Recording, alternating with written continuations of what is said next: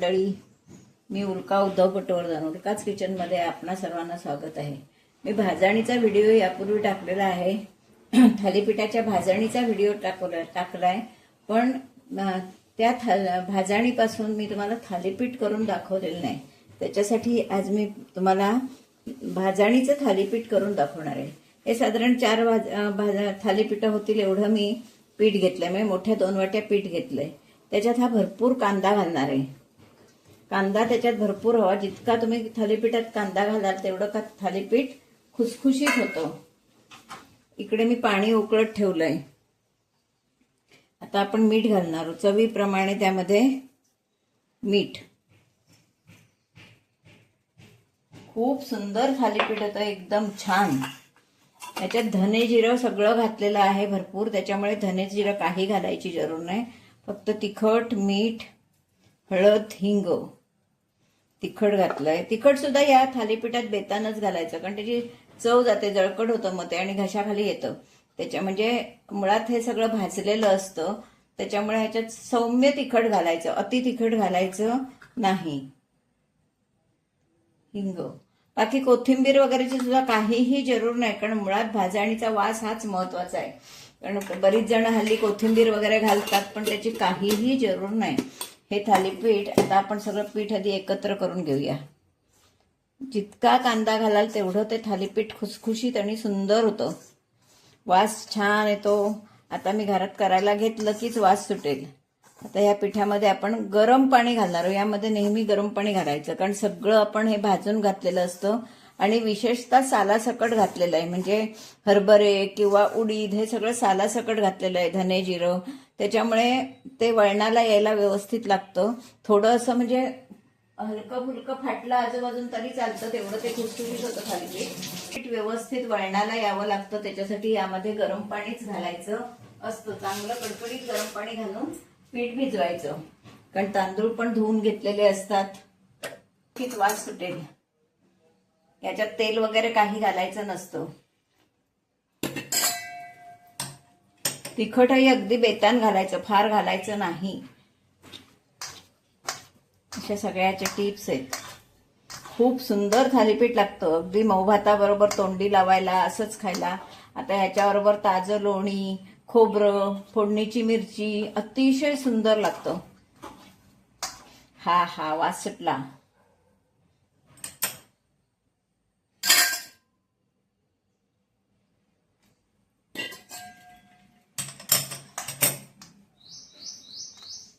खूप सुंदर थालीपीठ लागतं. अगदी कोणालाही आवडेल असं. आणि हे कोणालाही चावतं, पण चावायचाही काही प्रश्न येत नाही, कारण खुसखुशीत होतो कांद्यामुळे. कांदा असा दिसला पाहिजे वरती, इतका कांदा पाहिजे त्याच्यात. तर हे मी पीठ थोडा वेळ जरा गार व्हायला ठेवते आणि मग मळून तुम्हाला दाखवते. हे मी झाकण घालून 1-5-10 मिनिटं ठेवते आणि मग मळून तुम्हाला दाखवते.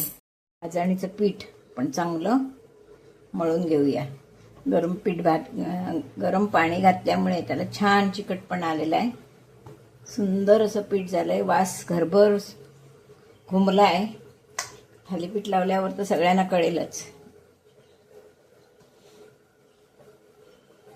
आता आपण केळीच्या पानावर किंवा रुमालावर आपल्याला जसं जमेल तसं. सगळ्यांनाच केळीचं पान मिळतं असं नाही. रुमाल प्रत्येकाच्या घरात मिळू शकतो. तेव्हा झटकन रुमालावरही थालीपीठ लावता येतं. एवढं घातलेलं पाणी, जसं आपण भाकरीला घालतो ना तसं त्याच्यावर पाणी घालायचं, ते बरोबर होतं. तर हे बघा व्यवस्थित झालेलं आहे. काहीही मला सुधारणा करायला नकोय. गोळा आता मळून तयार आहे. आता आपण ह्याची आपल्या आवडीनुसार छोटी मोठी थालीपीठं लावून घ्यायची.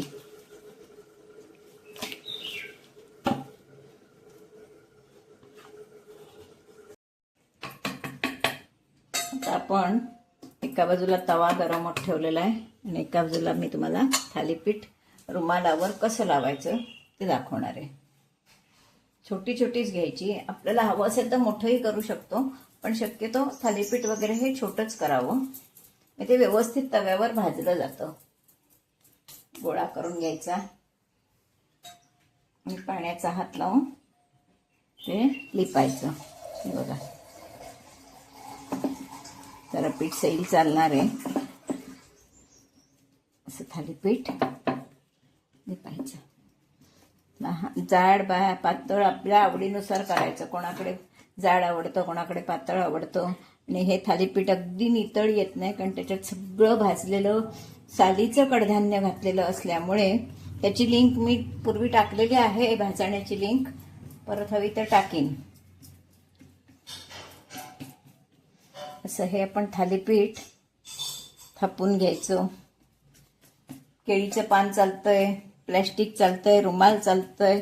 मी सगळ्यांच्या सोयीनुसार हा रुमाल दाखवलाय, कारण प्रत्येकाकडे केळीचं पान मिळतं असं नाही. मग केळीचं पान आमच्याकडे मिळत नाही असं नको. चांद्याच्या पानावर सुद्धा काही काही गोष्टी छान होतात, त्यासह मी तुम्हाला दाखवणार आहे करून. अजून तुम्हाला भरपूर काही काही दाखवायचं आहे. आता हे थालीपीठ आपलं लिपून झालंय. आता ह्याला अशी होलं पाडायची, म्हणजे सगळीकडून व्यवस्थित ते भाजलं जातं. कारण ह्या होलमधून आपण थोडं थोडं तेल सोडणार आहोत आणि मग ते आपलं थालीपीठ व्यवस्थित भाजलं जातं. आता मी तव्याला तेल लावून घेतलेलं आहे, हे आपण तव्यावर टाकणार आहोत.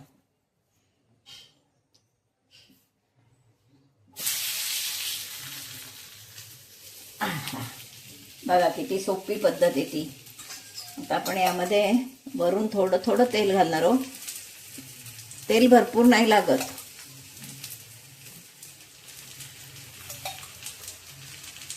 खुसखुशीत असं आता आपलं थालीपीठ तयार होईल. आपण झाकण ठेवूया, दुसरं लिपून घेऊया.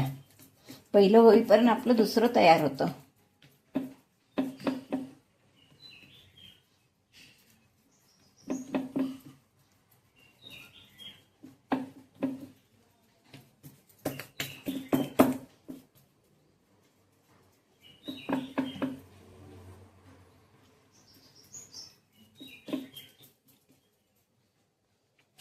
थालीपीठ आपण परतून घेऊया. हा किती सुंदर आहे बघा. इतकं ते सुंदर दिसतंय. तो बघा कांदा दिसतोय कसा. तो अजूनही कांदा थोडा चालला असता. जितका तुम्ही कांदा घालाल तेवढं ते थालीपीठ खुसखुशीत होतं. या सगळ्या टीप आहेत थालीपीठ लावताना. जी लोक कांदा न खाणारी असतात, अजूनही कांदा न खाणारी लोक आहेत, ते यामध्ये कोबी वगैरे घालू शकतात. कोबी घालतात, पालकची पानं घालतात, मेथीची पानं घालतात आणि कोथिंबीर घालतात भरपूर खुसखुशीतपणा येण्यासाठी आणि थालीपीठ करून खातात. पण कांद्याचं थालीपीठ खाण्याची चव जी काय आहे, आनंद त्याच्यात आहे, तो वेगळाच आहे. आणि विशेषतः बाहेर पाऊस पडत असायला हवा आणि पाऊस पडताना असं गरमागरम थालीपीठ, वर ताजं लोण्याचा गोळा, मस्त. दोन्हीकडून व्यवस्थित थालीपीठ भाजलं गेलेलं आहे. आता आपण हे काढून घेणार आहोत आणि दुसरं टाकणार आहोत. बघा असं हे खुसखुशीत होतं थालीपीठ. महत्त्वाचं म्हणजे हे थालीपीठ फार खुसखुशीत होतं, पण ते असंच झालं पाहिजे तरच त्याची मजा. थालीपीठ टाकणार आहोत. 2-3 आहेत ते आपण आता लावूया. हे दाखवते तुम्हाला, परत कसं टाकायचं ते दाखवते. नीट बघा. अगदी कोणाला येणार नाही असा प्रश्नच नाही. अगदी नवशिकं असेल तरीही थालीपीठ टाकताना कसं टाकू किंवा हात भाजायचाही काही प्रश्न नाही असं टाकल्यामुळे. हे बघा, तेलही एकदाच घालायचं, परत घालायचं नाही. त्याच्यामुळे तेलही आपल्याला खूप कमी लागतं. या थालीपीठांना तेल मुळीच लागत नाही जास्त.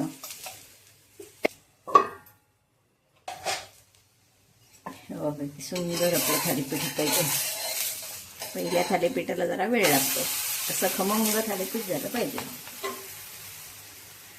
तर गॅस बारीक करून ठेवायचा. पहिल्या थालीपीठाला जरा वेळ लागतो, मग झटकन होतात. तर हे 2 मिनिटांनी आपण काढणार आहोत. आपलं खमंग खुसखुशीत थालीपीठ. बरोबर हे ओलं खोबरं ठेवलंय, ताजं लोणी आहे, फोडणीची मिरची आहे, वाटलं तर दही घ्यावं. मऊ भाताबरोबर, कशाबरोबर ही छान लागतं. चहा बरोबर तर अतिशयच उत्तम लागतं. चहा आणि थालीपीठ असा हा आपला नाश्त्याचा मेनू तयार आहे. चला तर मग सर्वांनीच बघा मी कसं केलं थालीपीठ ते. आणि माझा भाजणीचा व्हिडिओसुद्धा बघा. मी भाजणीचा व्हिडिओ यापूर्वी अपलोड केलेला आहे, तोही माझा बघा आणि भाजणी करून असं थालीपीठ करा आणि मला कमेंट बॉक्समध्ये कळवा की कसं काय लागतं थालीपीठ, कसं केलंय ते. म्हणजे कृती सगळी तुम्हाला सांगितलेलीच आहे. नक्की करून बघा आणि आवडलं तर लाईक शेअर सबस्क्राईब करायला विसरू नका. धन्यवाद.